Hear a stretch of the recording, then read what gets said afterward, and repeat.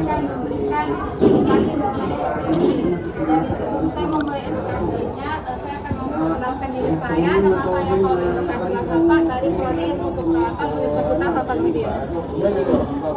Jadi bapak-bapak ada yang mengetahui mengenai hipertensi?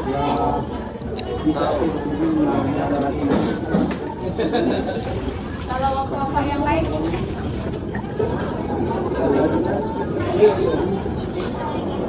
Jadi sebelumnya ini saya harapkan nanti setelah saya kasihkan bapak-bapak bisa lebih kolektifnya dan tekanan darahnya bapak-bapak bisa lebih terjaga dan tekanan darahnya bapak-bapak bisa tetap stabil dan normal. Bapak-bapak ada yang punya hipertensi seperti tensinya normal semua ya. Jadi ini cocok sama judul tema tulisan saya di sini. Tema hari ini itu pencegahan hipertensi. Jadi sebelum kita masuk ke penelitian hipertensi.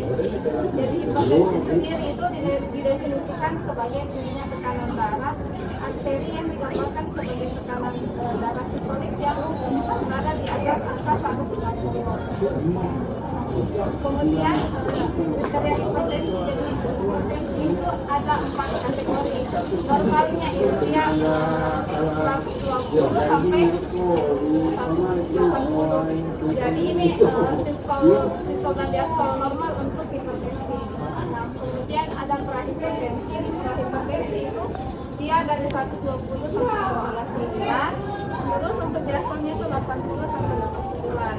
Kemudian untuk stadium 1 itu dari 140 sampai 159.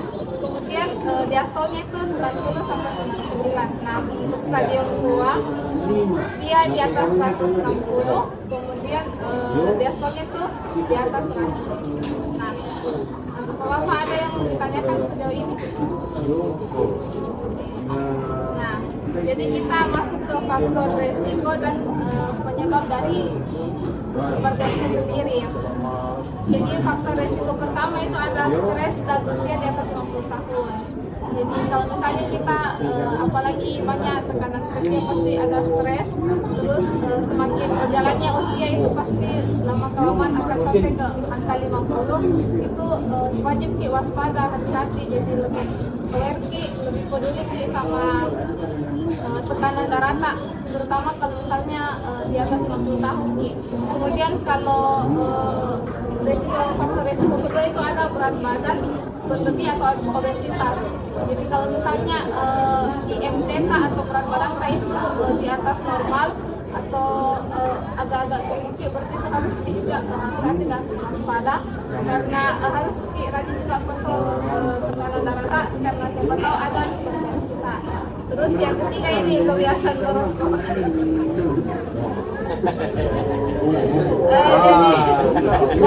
Kena semua. Jadi bapak-bapak yang punya kebiasaan merokok mungkin bisa lebih diperhatikan lagi rokoknya nih, bisa mungkin kurangi, jangan terlalu banyak, kalau bisa dihentikan saja.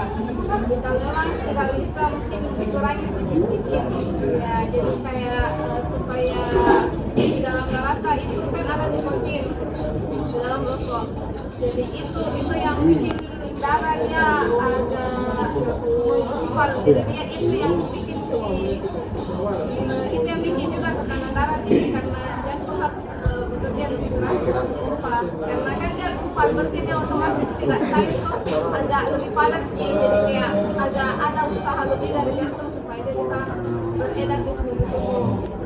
Kemudian itu kurang olahraga, nah itu juga kayak kalau misalnya kayak dulu jadi kerja kurang aktivitas fisik, terutama kalau misalnya bapak yang kerja di kantor, kayak di tempat-tempat yang cuma duduk atau kayak tidak terlalu banyak bergerak fisik, ini juga bisa hati-hati sama hipertensi, karena itu bisa kan ini hipertensi silent killer, tidak tahu tiba-tiba bisa kena stroke karena ternyata nggak pernah cek tensi dan ternyata tensinya tinggi, ada hipertensinya. Ini bisa penyebab stroke juga, jadi kayak harus hati-hati. Nah, terus yang terakhir ini juga paling sering konsumsi garam yang berlebihan, jadi kayak yang suka asin-asin, rujak-rujak, pokoknya semua yang punya garam berlebihan itu harus hati-hati karena itu bisa bikin tensi naik, jadi kayak tambah besar sih faktor risikonya. Kemudian kita masuk ke diet hipertensi dan cara pencegahannya. Jadi bapak-bapak ada yang sudah pernah melakukan ini kayak diet hipertensi atau kayak program pola hidup sehat untuk mengurangi hipertensi. Jadi di diet hipertensi ini juga bisa kita terapkan meskipun ini kan sebagai bentuk pencegahan. Jadi meskipun kita belum kena hipertensi dan puji Tuhan masih dikasih tekanan darah yang normal, tetap bisa kita cegah karena kita bapak-bapak juga punya faktor resiko. Pertama sudah mulai memasuki usia 50, ada juga yang merokok, kemudian suka juga makan makanan asin. Jadi supaya setidaknya bisa membantu menyeimbangkan pola hidup yang tidak sehat itu, bisa juga kita lakukan dengan diet hipertensi. Jadi tujuan diet itu membantu menurunkan dan menstabilkan serta mengontrol tekanan darah. Kemudian itu untuk mencegah komplikasi hipertensi. Jadi komplikasi hipertensi itu ada banyak, salah satunya itu stroke, bisa juga penyakit pembuluh darah, bisa juga penyakit jantung. Karena ini hipertensi itu dia kan penyakit di pembuluh darah, dia bisa dikena seluruh jaringan yang dialiri darah, terutama otak dan jantung. Terus ada pun syarat gizi itu kita harus makan makanan yang seimbang. Terus kita harus pilih jenis dan komposisi yang seimbang. Terus kita harus membatasi konsumsi garam harian. Jadi satu hari itu cuma boleh 1 sendok teh, tidak boleh lebih. Terus harus juga kita batasi konsumsi makanan yang berlemak seperti gorengan, burger, fast food, makanan yang bersantan, makanan yang tinggi gula juga itu harus dibatasi. Itu tujuannya supaya tetap mengontrol lemak di dalam darah supaya tidak tinggi kolesterolnya. Jadi kolesterol juga bisa memicu hipertensi. Gula darah juga kontrol sedikit bisa memicu hipertensi. Kemudian kita juga bisa tingkatkan makanan yang banyak sumber kaliumnya, kalium, kalsium, dan magnesium. Misalnya kita dari susu atau makan makanan yang tinggi kalsium, kalium, dan magnesium. Terus untuk pengaturan dietnya itu bisa kita lihat itu makanan-makanan yang mungkin bisa dimakan itu sebagai sumber karbohidrat itu yang dianjurkan itu beras merah, roti gandum, jagung, uri, kentang, singkong, karena itu dia lebih natural, tidak terlalu banyak yang mengandung lemak, gulanya juga tidak terlalu tinggi dibandingkan kalau kita makan biskuit atau kue-kue yang diolah yang kayak ada margarinnya atau ada soda kuenya, itu kan kayak ada bahan pengawet, jadi kurang sehat. Terus untuk sumber protein hewani kita bisa makan ikan, daging tanpa lemak, ayam tanpa kulit, burung, hati, itu rendah lemak. Terus yang harus kita hindari itu ikan asin, telur asin, pokoknya makanan-makanan yang asin. Kemudian itu kita juga bisa untuk sumber protein nabati dan tahu tempe yang harus kita itu selain kacang. Kemudian ada sayur-sayuran, ada buah-buahan juga, terus ada sumber lemak lain. Untuk sumber lemak lain ini bisa dari minyak sayur yang kami anjurkan itu bisa dari minyak sayur, bisa juga dari santan alami yang diperas. Terus yang dihindari, yang sebaiknya dihindari margarin, santan kental, sama minyak curah. Untuk makanan lain-lain seperti kecap, saus, bumbu-bumbu instan, keripik, dan minuman bersoda juga itu bisa dihindari. Kemudian untuk pencegahan komplikasinya itu bapak-bapak juga kontrol stres, terus bisa juga menjaga pola makan sehat, bisa juga banyak makan buah dan sayur, menjaga berat badan ideal, terus kita banyak olahraga, terus hindari makanan instan yang banyak pengawet kayak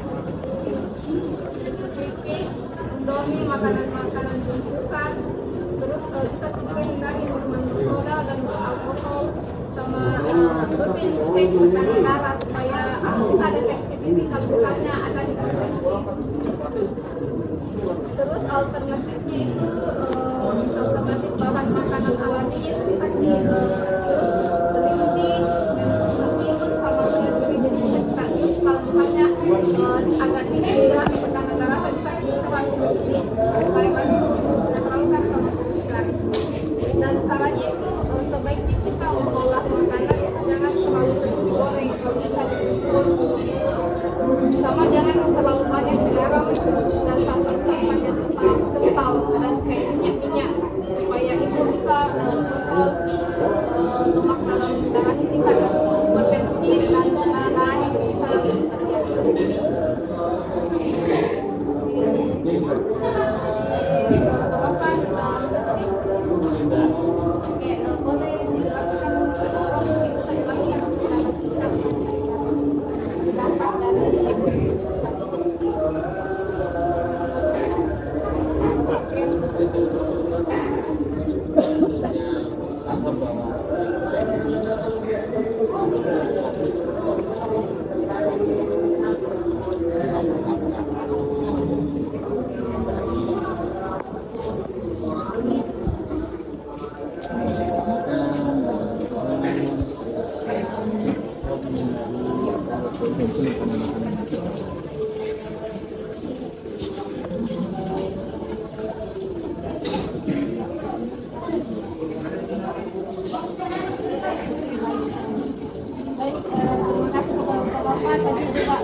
jawaban dari Bapaknya itu sangat benar dan saya berharap ini informasi yang saya berikan bisa kita terapkan di kehidupan kita, tidak hanya didengarkan dan disuarakan di dalam media, tapi bisa diterapkan dan semoga bisa membantu untuk menjaga kesehatan terutama tekanan darah dari bapak-bapak sekalian.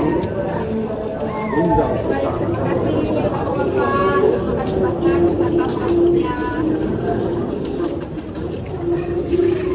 Okay.